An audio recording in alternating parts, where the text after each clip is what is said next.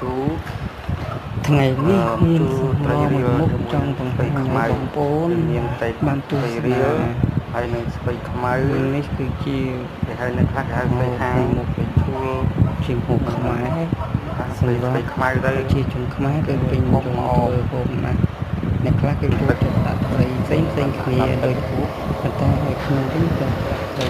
ទៅមកទីគឺខ្ញុំបានបងប្រហុកហើយនឹងបលហើយព្រោះត្រីរៀលវាឆាប់ខរីបងប្អូនឆាប់ទេខ្ញុំមកឲ្យក៏បានដែរ ហើយគឺអី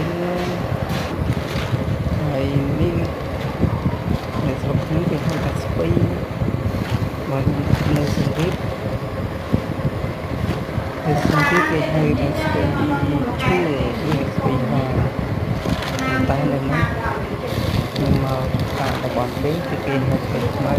ឬស្ពៃឈួលស្ពៃអីហ្នឹងតាមបងប្អូនដល់មើលខ្ញុំមកបានគាត់ពីរីសពីទេគឺខ្ញុំថតកាត់យកបងប្អូនធ្វើមិនបានឆាប់គ្រូចាំបានឆាប់ពោទៅអត់ជា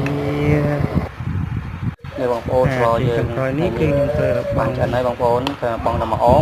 រួចដល់ការស្រេចហើយអាចញ៉ាំបានទាំងអស់គ្នាបងប្អូនកុំភ្លេចជួយចុច like ហើយចុច follow ហើយបងប្អូន share ចែក